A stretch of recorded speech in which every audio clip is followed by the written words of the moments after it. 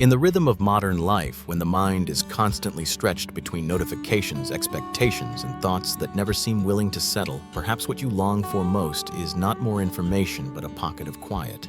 A place where you don't have to react, don't have to understand everything, don't have to become anyone other than who you already are in this moment. Tonight, you may allow yourself to pause for a while, not to escape the world, but to listen to it from a great distance. Imagine your mind as the night sky, vast, deep, and still. Within that space, we will gently step into an unhurried story about the universe, about intelligent life, and about a curious hypothesis known as the dark forest. An idea that speaks not only of the stars, but also reflects with surprising clarity the fears, instincts, and quiet longing for survival within the human heart. Here, there are no hurried answers, only questions laid down softly. Only a slow voice like a stream of thought drifting through a tired mind. You don't need to remember anything, just listen. And if at some point you find yourself gradually slipping into sleep, that is perfectly all right.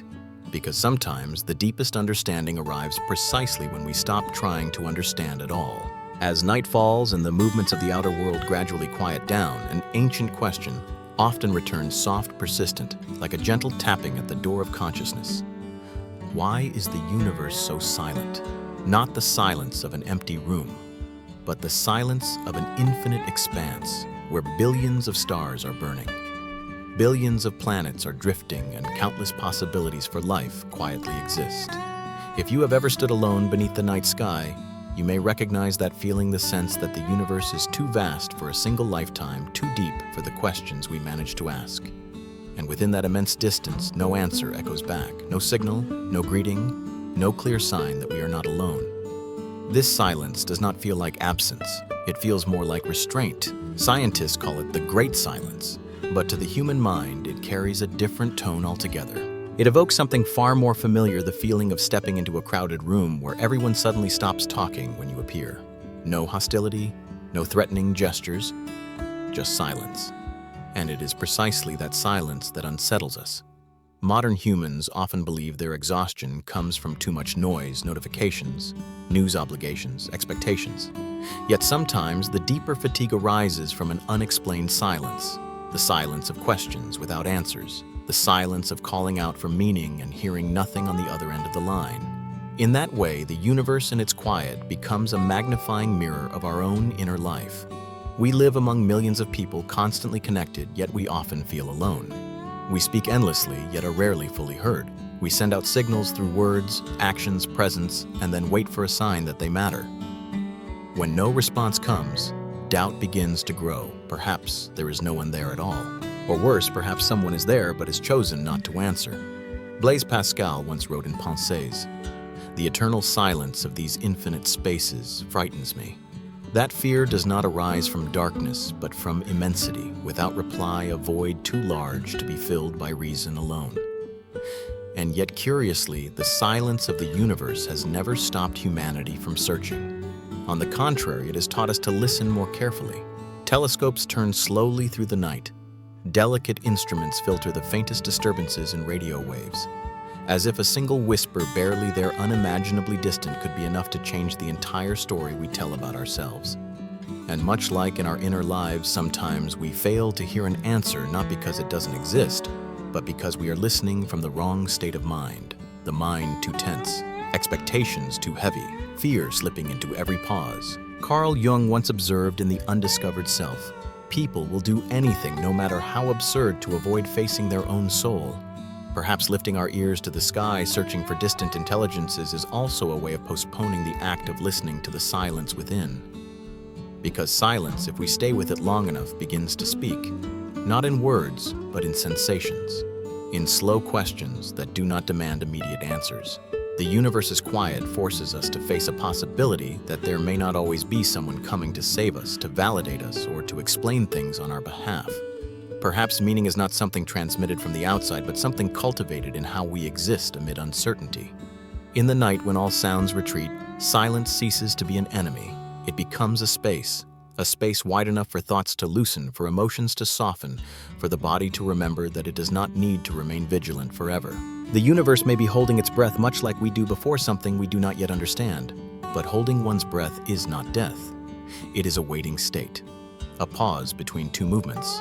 Marcus Aurelius once wrote in Meditations, "Nowhere you can go is more peaceful, more free of interruptions than your own soul." Perhaps the silence of the night sky is inviting us back to that very place. Not to find final answers, not to decode the entire universe, but to learn how to remain still with what has not yet been said. As you lie down, close your eyes and allow your breathing to slow. You do not need to solve any cosmic paradox. You do not need to know whether someone out there is listening. In this moment, what matters more is whether you are listening to yourself. The suspicious silence of the universe when seen through a gentler light is no longer a threat. It becomes a soft reminder that not every emptiness needs to be filled. Not every question needs an immediate answer. Some only need to be set down long enough for the mind to stop tightening around the search. And when that happens, sleep does not arrive as an escape, but as a return. And when that silence has lingered long enough, no longer as a frightening void, but as an open space where the mind can finally loosen, another question begins to surface very softly, very slowly. It is not a question of meaning, but a question of absence. If the universe is this vast, if time has already flowed for billions of years, if stars continually give birth to new worlds, then where is everyone? The question was first asked in an almost casual way, nearly by accident, by the physicist Enrico Fermi over lunch. No grand declaration, no formal lecture, just a brief pause in conversation when a mind trained in numbers and probabilities noticed that something did not quite add up. A small contradiction, but deep enough to open an abyss. Today we call it the Fermi paradox. Mathematically, the universe seems to have no reason to be silent. Hundreds of billions of galaxies, each galaxy containing hundreds of billions of stars, and around many of them planets, not rare but abundant. The calculation suggests that if only a tiny fraction of those worlds developed life and an even smaller fraction of that life developed intelligence, then the galaxy should already be crowded with traces of other civilizations. But reality offers something else. No signals, no structures, no clear signs that anyone has ever passed through our sky. The paradox is not that there are no extraterrestrials. It is that probability says one thing, while experience says the opposite. And in that gap between numbers and silence, the human mind begins to wander. We propose hypotheses. Perhaps intelligent life is so rare that it almost never happens. Perhaps Earth is a strange cosmic accident, a stroke of luck so extreme it cannot be repeated. If that is the case, we are not lonely, we are unique. Yet this idea, rather than comforting us, carries a quiet sadness. For if it is true, then conscious life is like a small flame that ignites only once in infinite darkness and then goes out unseen. Another hypothesis is harsher. Perhaps life appears often, but no civilization lasts long enough to become easily visible. They arise, they develop, they reach a certain threshold, and then they vanish. Self-destruction, war, resource exhaustion, or intelligence outgrowing its own capacity for control. In this view, the universe is not empty. It is simply a quiet graveyard. That thought does not need to be spoken aloud to cause unease. It resonates naturally within people living in a world saturated with technology, power, and fatigue. Because deep down, we recognize something unsettling. Whatever could happen to those hypothetical civilizations could also happen to us. Fyodor Dostoevsky once wrote in Notes from Underground, "The mystery of human existence lies not in just staying alive, but in finding something to live for." Perhaps many civilizations learned how to survive, but never learned how to live with their own power. The Fermi paradox, then, is not only an astronomical question, it is a psychological one, an ethical one. A deeply human one is intelligence enough to save itself. When you think about it at night in the quiet, the question no longer looks like spaceships or alien beings. It becomes smaller, closer. Why do relationships fall apart despite beginning with hope? Why do societies full of potential repeat the same old mistakes? Why do human beings with all their knowledge continue to harm themselves? The scale may change, but the pattern does not. Carl Jung once warned in Civilization in Transition, "The bigger the crowd, the more negligible the individual becomes." And perhaps when a civilization grows too fast, too powerful, the individual, and with it self-awareness, is dissolved into the momentum of the collective of progress of we must move forward. The Fermi paradox raises the possibility that the universe does not lack life, but that conscious life struggles to learn when to stop. Yet what is striking is that humanity does not remain trapped in fear. We continue to imagine. Perhaps civilizations do not disappear, they simply leave no trace. Perhaps they choose silence. Perhaps they exist in ways we are not yet subtle enough to perceive. Perhaps our search for loud, obvious signals causes us to miss very different forms of existence, slower, quieter, deeper. Much like in our inner lives, the most important emotions often do not arrive as cries. They come as vague sensations, intuitions, things that cannot be measured with familiar instruments. At its deepest level, the Fermi paradox forces us to confront the limits of our own way of seeing. We look for what resembles us civilizations that broadcast, build, expand. But if mature intelligence truly moves in the opposite direction toward restraint reduction, silence, then our entire search strategy may be aimed the wrong way. And just as in a human life, there are phases where becoming less visible is not failure but a sign of depth. Marcus Aurelius once wrote in Meditations, "Very little is needed to make a happy life. It is all within yourself and your way of thinking." Perhaps for a civilization, very little is enough as well, and the rest light signals traces simply becomes unnecessary.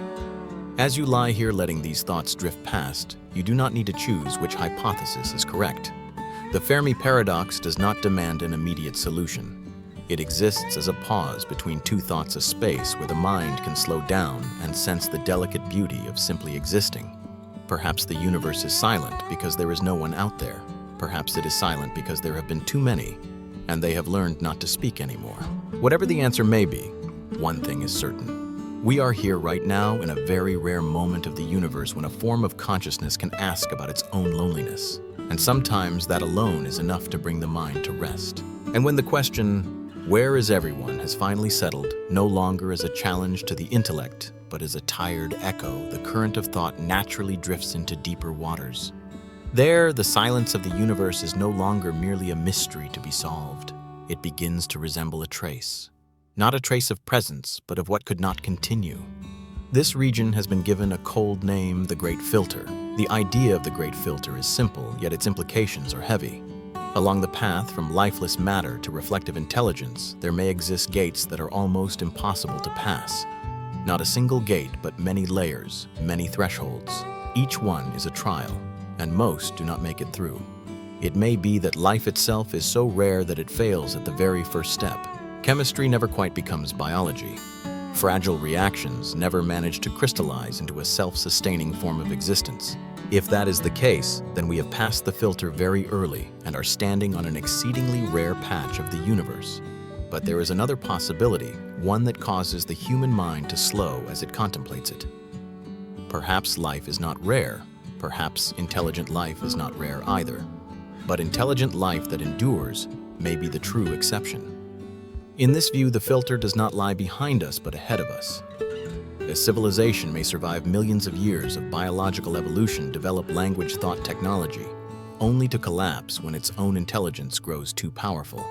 When the ability to manipulate nature, energy, and life surpasses the capacity for ethical and psychological control. Nuclear war, ecological collapse, automated technologies escaping the understanding of their creators. These scenarios require no distant imagination. They already live in the very real anxieties of the century we inhabit. The Great Filter, then, is not only an astronomical hypothesis, it is a cold metaphor for human history. We have encountered smaller filters many times in individual life as well. Maturity, power, success. Not everyone who reaches them knows how to remain whole. There are things which once held do not make us freer, but instead expose what has not yet been healed. Friedrich Nietzsche once wrote in Beyond Good and Evil, "Whoever fights monsters should see to it that in the process he does not become a monster." A civilization that battles its natural limits without sufficient awareness may become the greatest threat to its own existence. When we look at the universe through the lens of the Great Filter, its silence takes on a different tone. No longer a random emptiness, but an absence with a cause. Like a long road marked by many footprints, yet no one reaching the end. This can unsettle the mind. But in the gentle narrative space of the night, it also carries a quiet reminder that intelligence, if not paired with the ability to self-regulate, to pause, to impose limits, becomes an unstable force. Carl Jung warned in The Undiscovered Self, man's greatest danger is the unleashing of his own destructive power. Not because humanity is evil, but because power often grows faster than inner understanding. Seen psychologically, the Great Filter resembles those moments in a person's life when capability outpaces maturity, when we gain power before self-knowledge, tools before the wisdom to use them with compassion. Perhaps many civilizations failed to learn how to grow alongside their own strength. Yet within this dark picture there remains a faint glimmer enough to keep the story from becoming hopeless. For the Great Filter is not only a sentence, it can also be an invitation to slow down, to observe, to learn that not every boundary must be crossed simply because we can. If the filter lies ahead, then it means we are still in the game. There is still room for choice, still branches of the path not yet decided. Marcus Aurelius once wrote in Meditations, "You have power over your mind, not outside events. Realize this, and you will find strength." Perhaps for a civilization, true strength lies not in expanding outward into the cosmos, but in turning inward, regulating its own momentum. In the slow cadence of the night, the Great Filter ceases to be a loud threat. It becomes a whispered question. Can intelligence learn humility? Can progress walk alongside restraint? Can existence be valued above endless growth? As you listen to these thoughts drifting by, you are not required to carry the future of humanity on your shoulders. You do not need to solve the universe. Simply sense that within each individual there are also very personal filters, moments when we must choose between moving faster or moving deeper. The silence of the universe, if it truly is a cemetery of failed civilizations, is also a remarkably quiet space for reflection. A space where no one rushes you, no one counts the time, no one demands an immediate answer. And in that stillness, sleep does not arrive as avoidance. It arrives as an act of trust that not everything must be controlled in a single night. Trust that intelligence, like the body, needs rest in order not to destroy itself. The Great Filter, when seen through a gentler light, is no longer a sealed door. It is a threshold of awareness. And tonight, simply allowing yourself to pause, to listen, and to breathe more slowly is already a deeply human way of stepping through. And then after the idea of the Great Filter has settled like a distant bell, no longer ringing with fear, but with caution, the stream of thought continues to drift slower and deeper into an imagined forest. There are no lights here, no paths, only dark trunks and the spaces between them where every sound becomes dangerous. Here, the universe is no longer an open, carefree sky. It becomes the dark forest. The image, when placed into the night, needs little explanation. The body understands it before the mind can analyze it. In a dark forest, you don't shout to find friends. You don't light a fire to stay warm. You listen. You hold your breath. You learn to survive by not being seen. The dark forest theory suggests that in a universe where civilizations cannot know one another's intentions, where technology can outpace ethics, and where a single mistake can lead to annihilation, the most rational survival strategy is not greeting, but silence. Not because of hostility, but because certainty is impossible. Each civilization is a hunter, not necessarily because it wants to hunt, but because it cannot risk being hunted. Every signal sent is a streak of light in the night forest, and in the dark, light is never neutral. It is an invitation or a target. To speak in this context is not an act of hope, it is an act of exposure. When we first encounter this idea, a faint chill may run along the spine.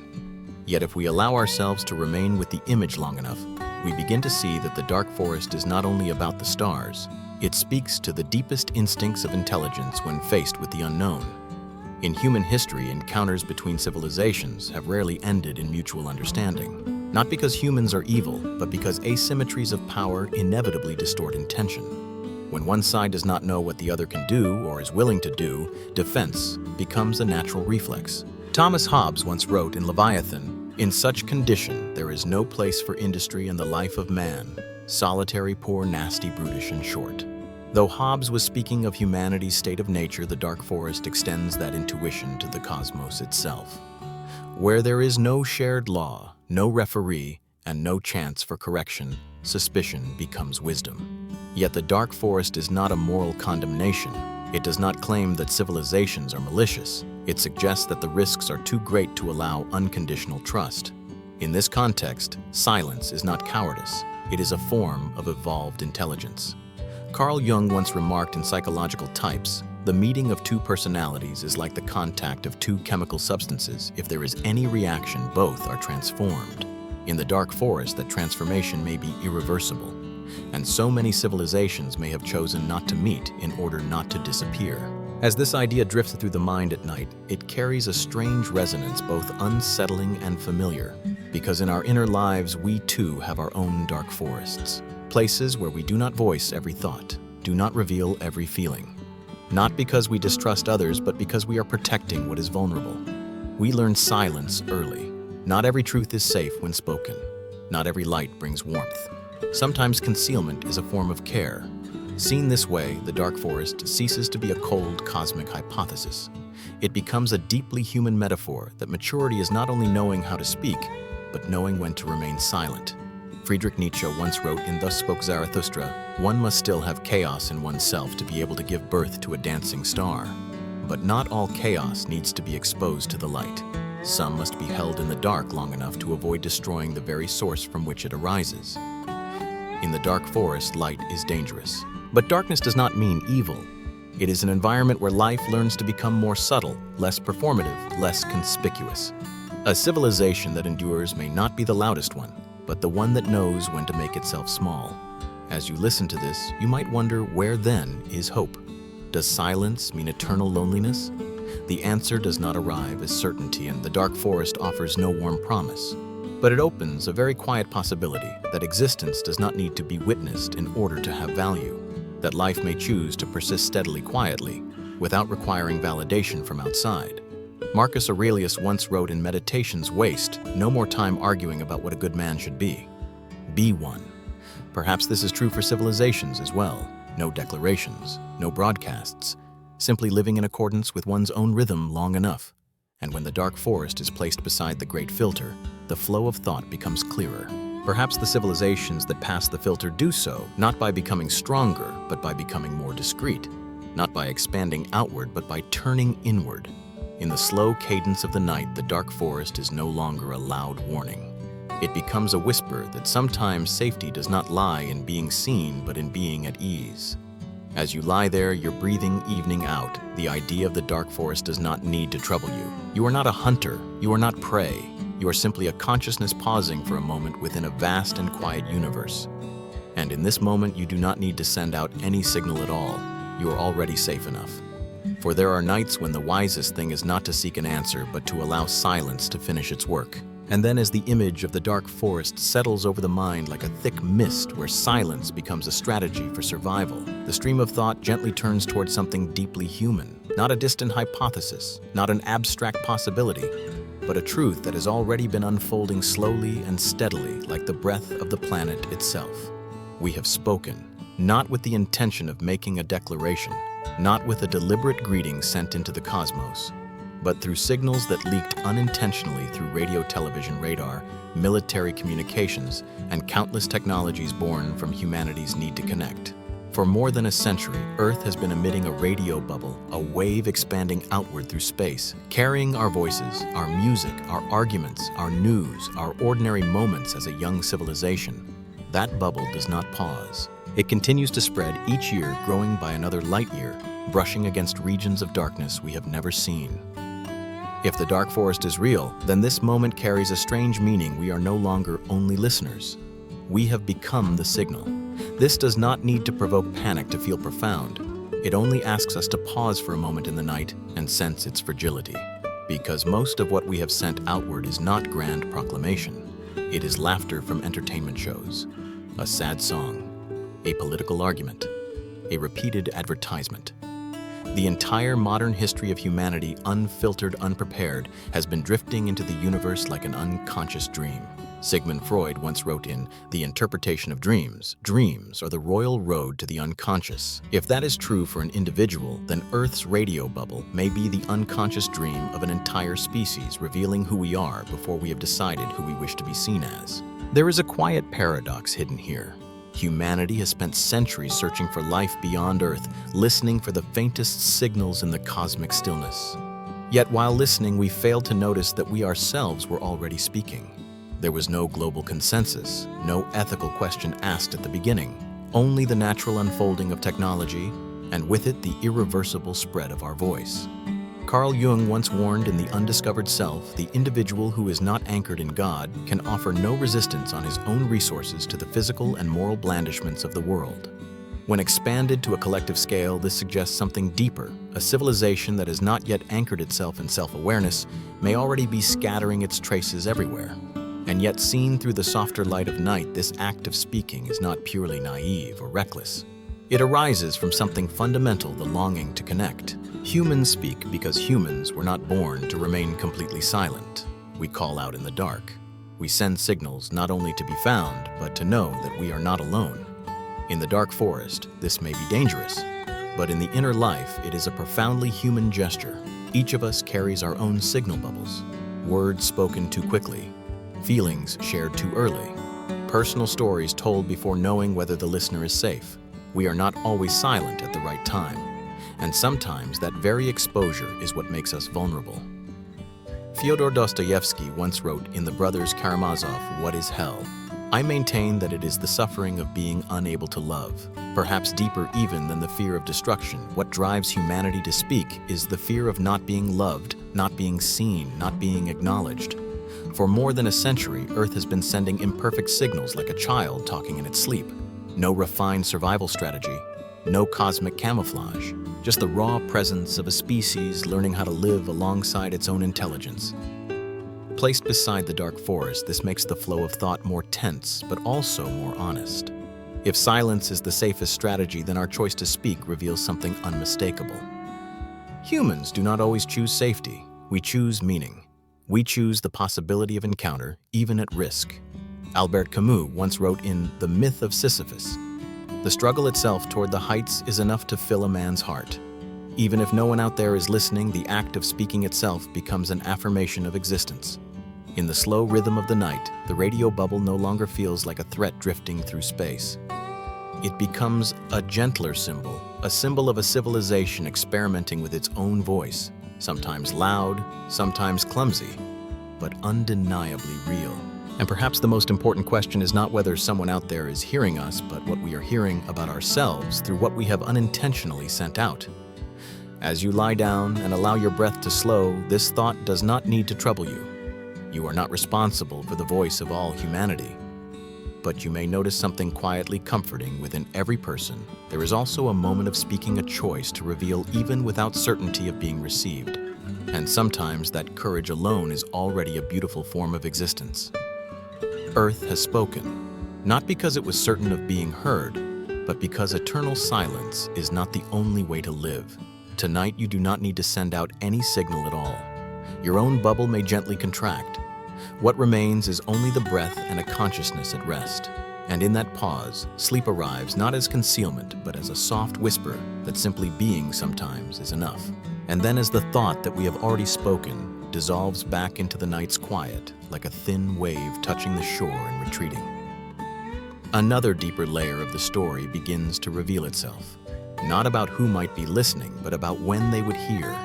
Because in the universe, distance is not only space, it is time.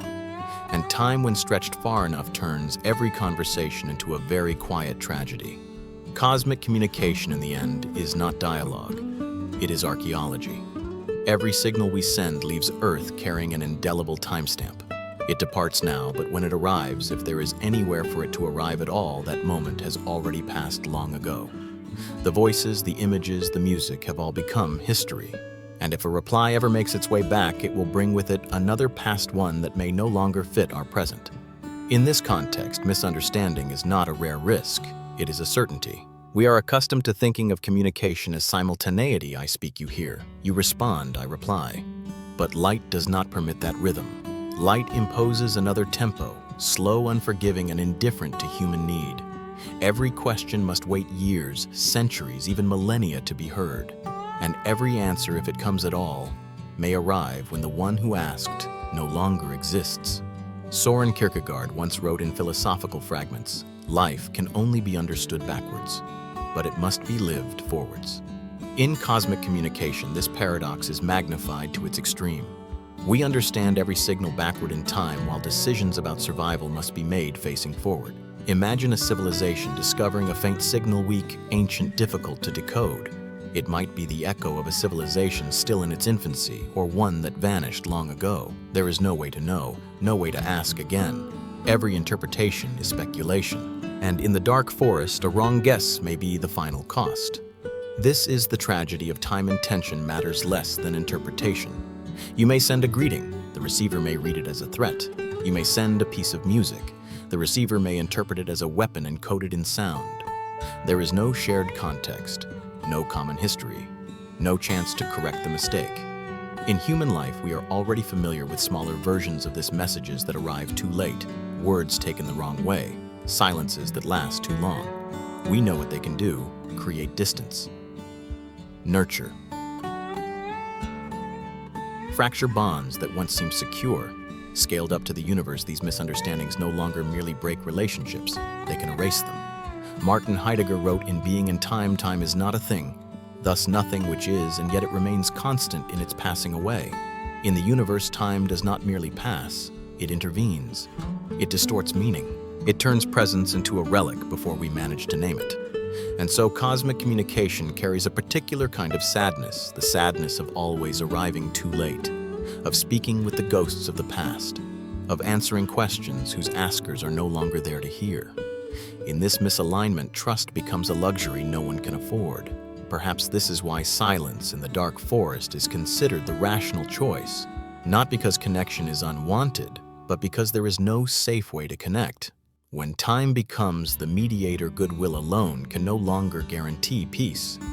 Yet when night falls and the voice slows, the tragedy of time can also be seen through a gentler light, for it mirrors the human experience with remarkable accuracy.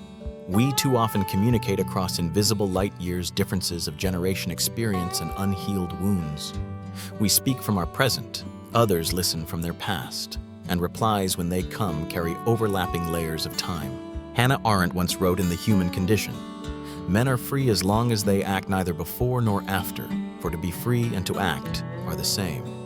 But action, when stretched by time, no longer retains that full freedom. It becomes bound by what is past and by what has not yet arrived. In cosmic communication, this reaches its extreme. Every action is a wager placed on an unverifiable future.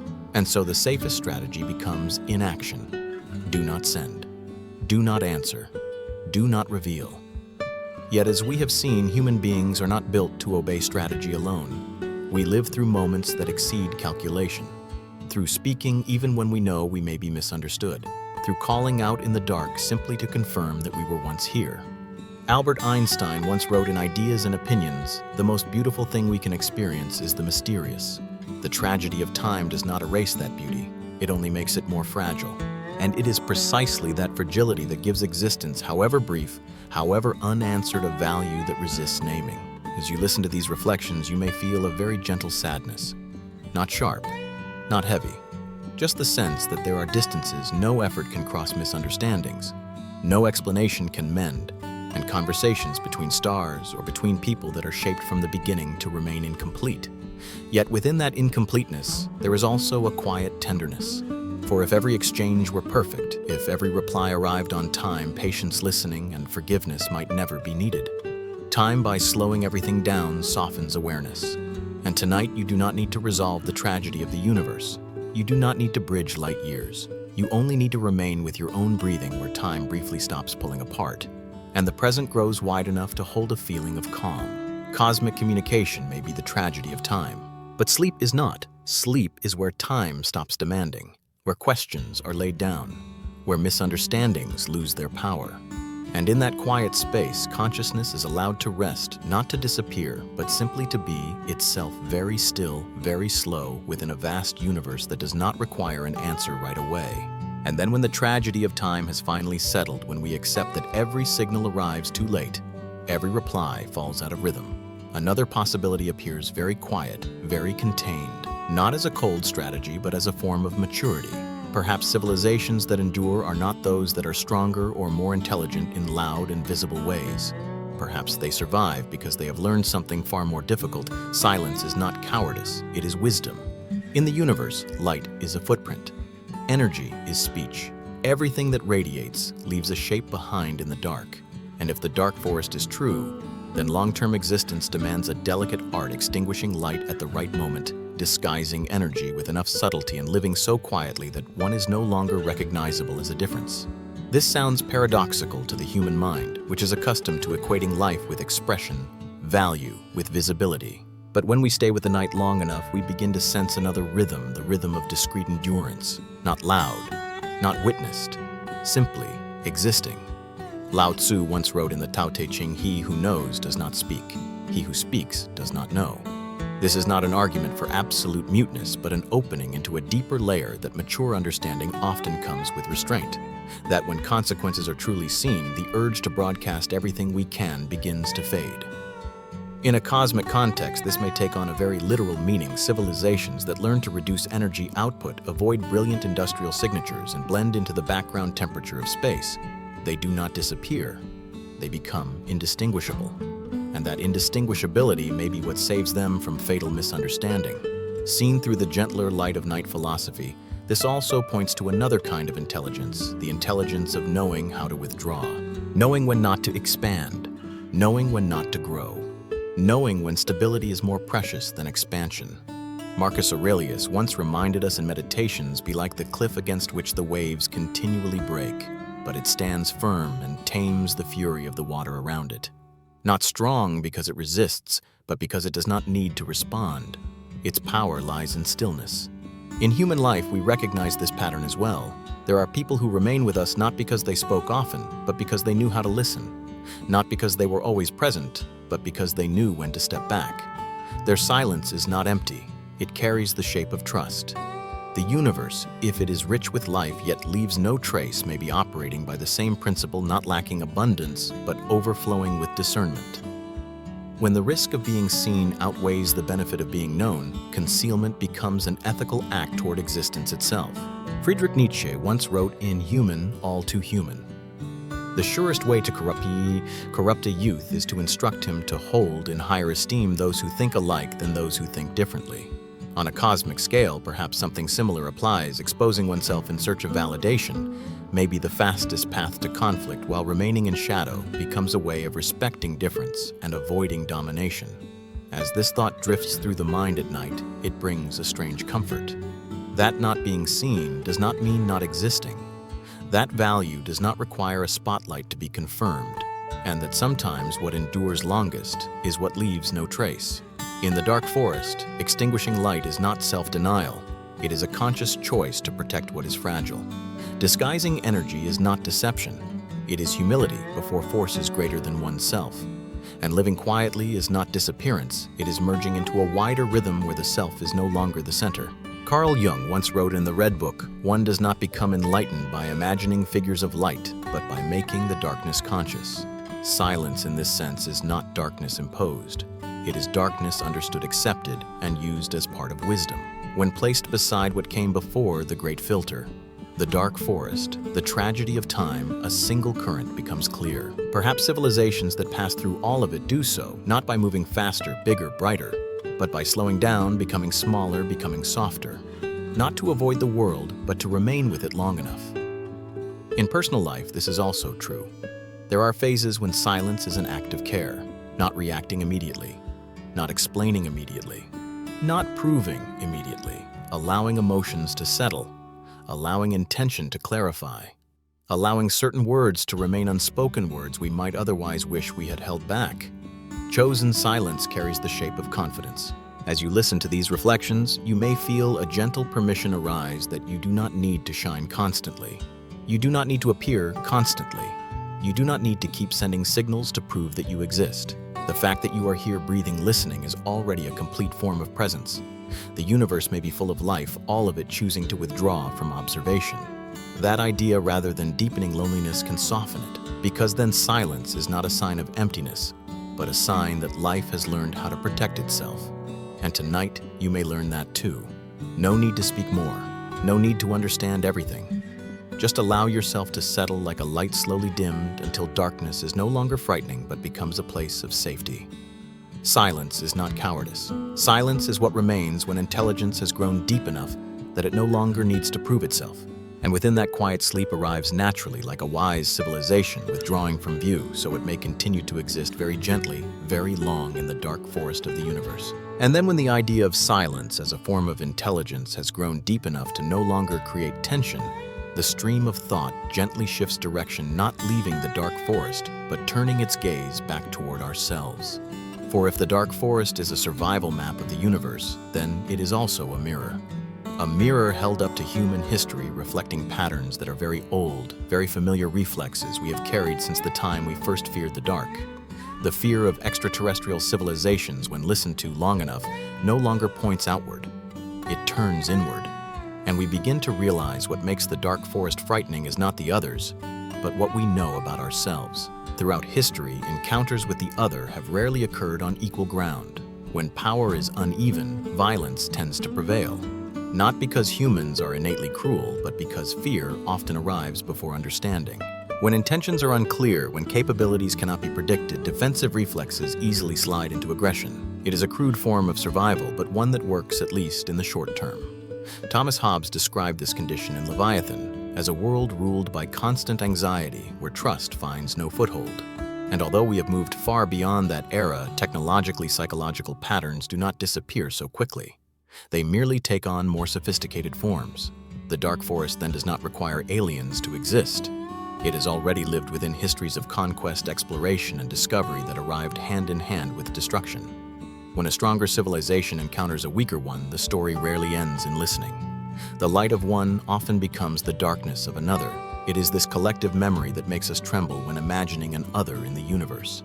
For we are not only afraid of what they might do to us, we are afraid that they would do what we once did. Carl Jung wrote in Aeon, one does not become enlightened by imagining figures of light, but by making the darkness conscious. Seen as a mirror, the dark forest forces us to do exactly that, to recognize that darkness does not reside out there but within the structure of fear, survival instinct, and intelligence, not yet tempered by compassion. When we think about civilizations beyond Earth, we often assume they would resemble us, competitive, expansionist, territorial, driven to maximize advantage. But this assumption does not arise from cosmic data. It arises from the human experience. We project our own history onto the night sky and call it theory. And in that projection, the dark forest becomes a sharp metaphor. Intelligence without the capacity for self-reflection repeats the same script, only on a larger scale. Friedrich Nietzsche warned, in Beyond Good and Evil, whoever fights monsters should see to it that in the process he does not become a monster. When fear of the other governs every decision, we slowly become what we most fear. In the dark forest, silence is born of suspicion. But suspicion, if not illuminated by self-awareness, can freeze every possibility of encounter. Yet, in the narrative space of the night, this realization need not lead to despair. Because recognizing the dark forest as a mirror is already a significant step. It shows that we are capable of looking back at ourselves, not only outward. Hannah Arendt wrote in The Origins of Totalitarianism, the ideal subject of totalitarian rule is not the convinced Nazi or the convinced communist, but people for whom the distinction between fact and fiction no longer exists. When that boundary dissolves, fear becomes a tool. The dark forest, if taken mechanically, can also become a story that reinforces fear. But if seen with clarity, it opens another possibility, the chance to distinguish necessary defense from panic-driven violence.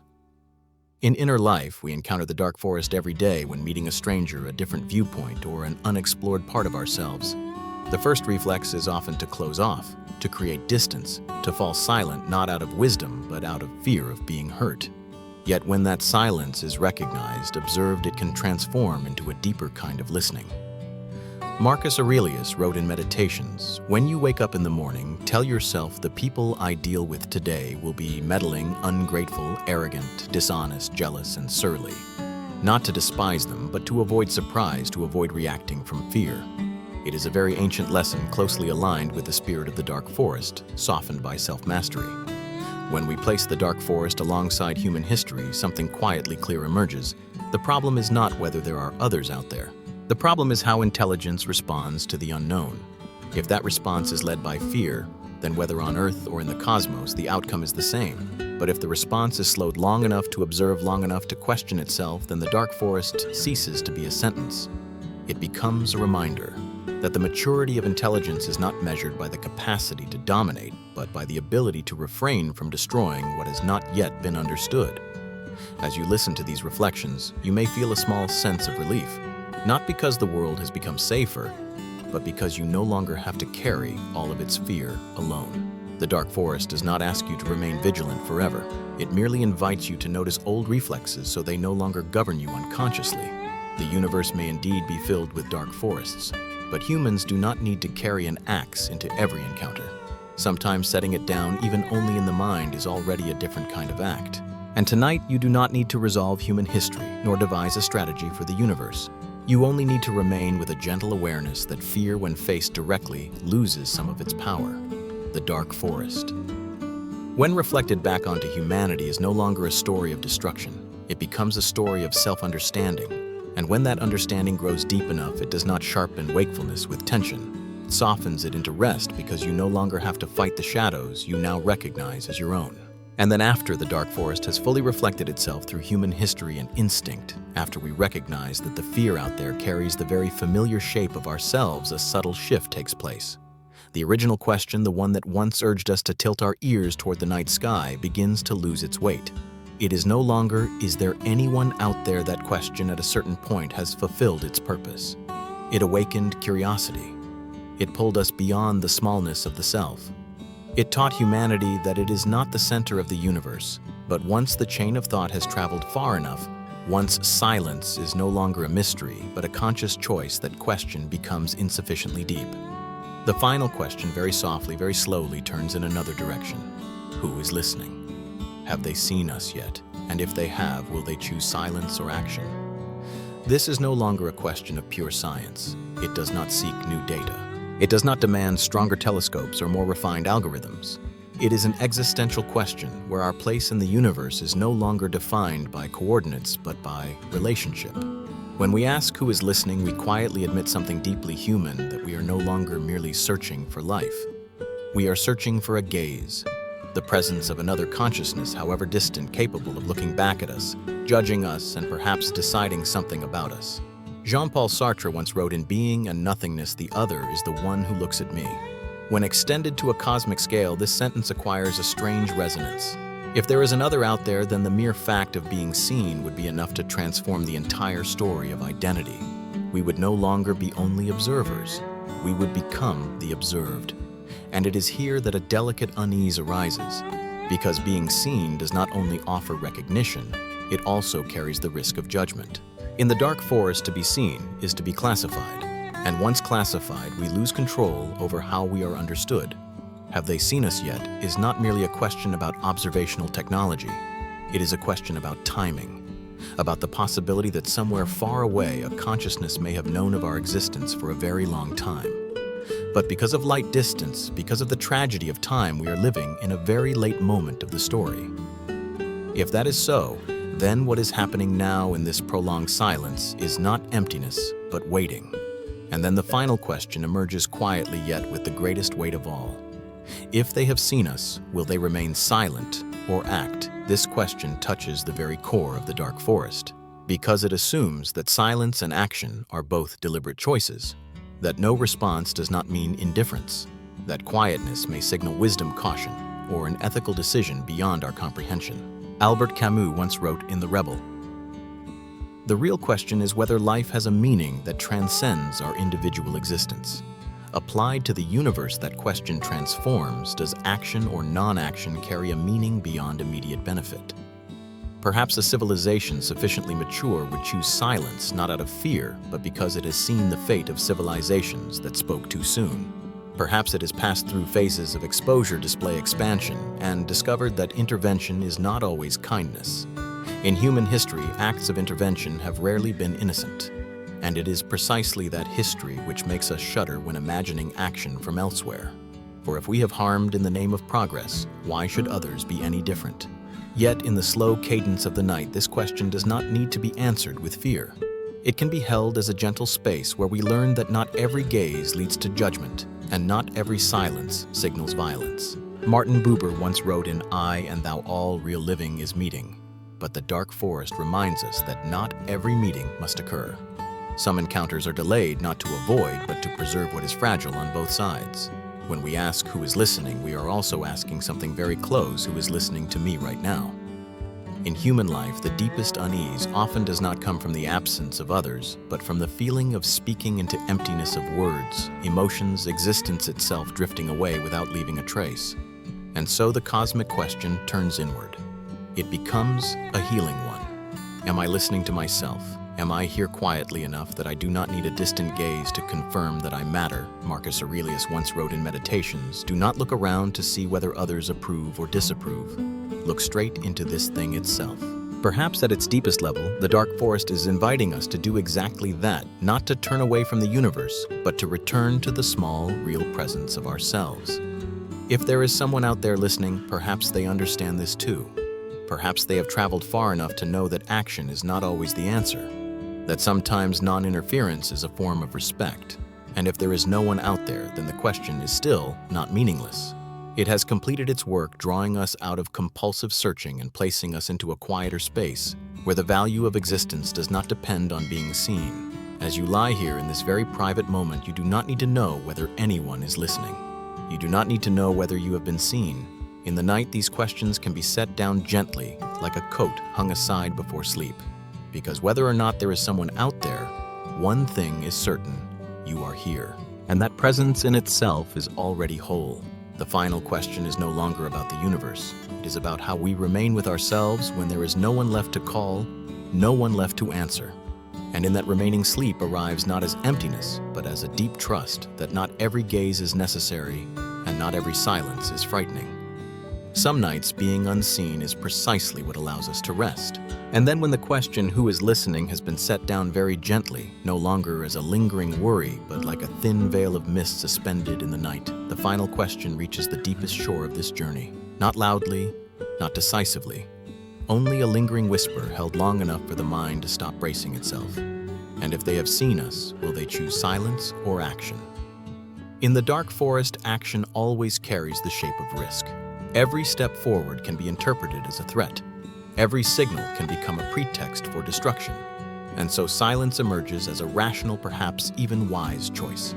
Yet when silence stretches on long enough, a deeply human paradox begins to reveal itself. Survival may be possible, but a meaningful life is not guaranteed. We have stood at this threshold for a very long time, not only in the story of the universe, but in the smallest moments of everyday life. When we speak, we expose ourselves. When we remain silent, we stay safe. But safety is not always living, and speaking is not always breaking something.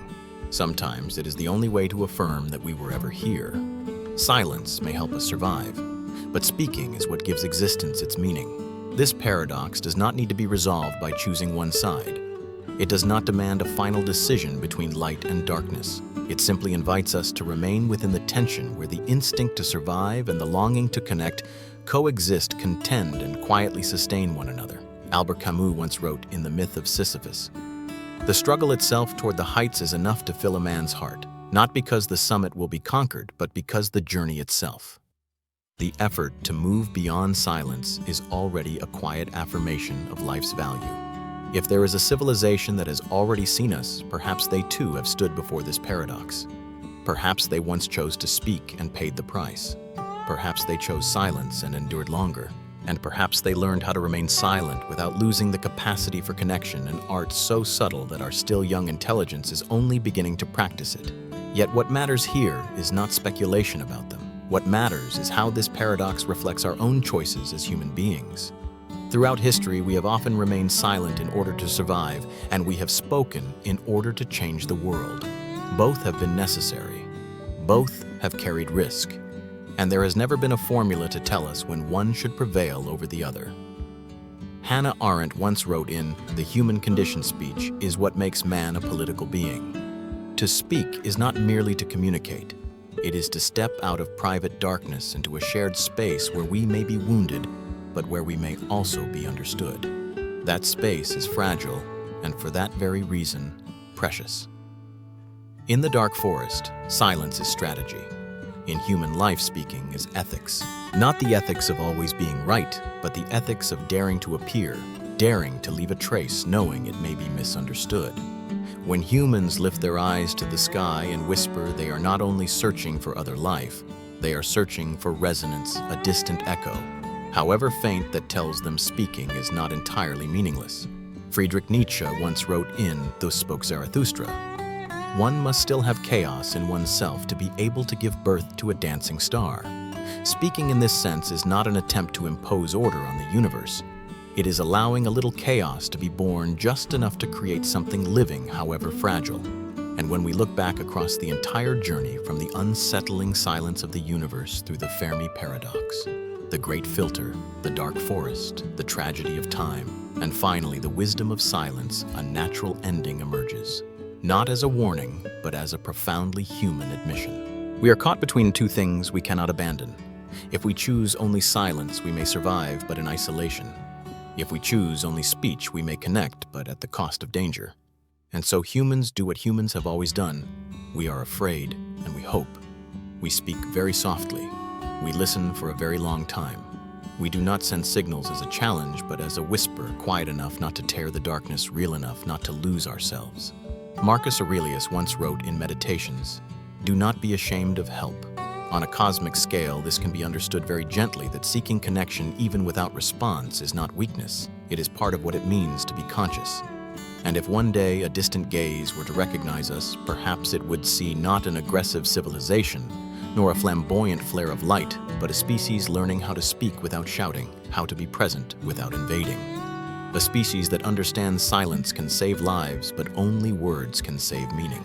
Tonight, you do not need to resolve this paradox. You do not need to choose on behalf of all humanity. You only need to allow yourself to feel this soft truth that listening, reflecting, and letting your breath slow is already a way of standing between the two poles, between silence and speech, between safety and connection, between survival and living. And as you let these questions dissolve without demanding answers, sleep arrives like a reconciliation.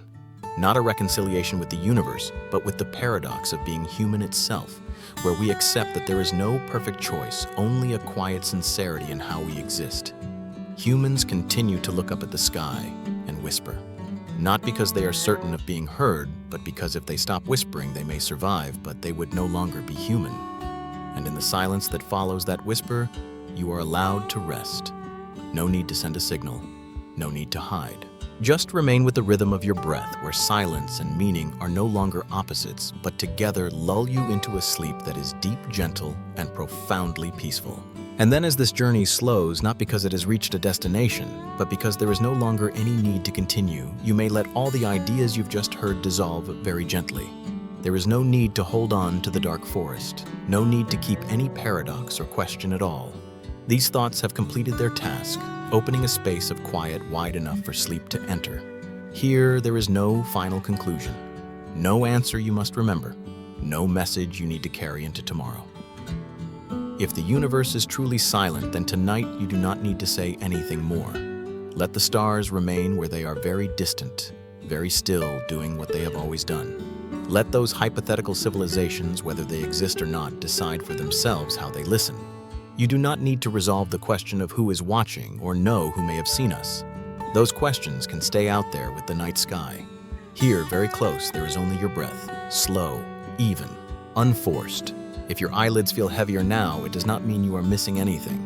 It is simply the moment when the mind steps down from its watch, allowing a deeper part of you to take over. Just as the universe continues to expand without anyone observing it, sleep also knows how to arrive when it is no longer being monitored. You do not need to carry fear. You do not need to carry hope. You do not need to carry either light or darkness.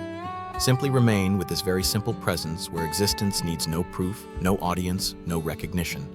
Here you are, already enough. If you wake tomorrow, the questions may return, and that is all right.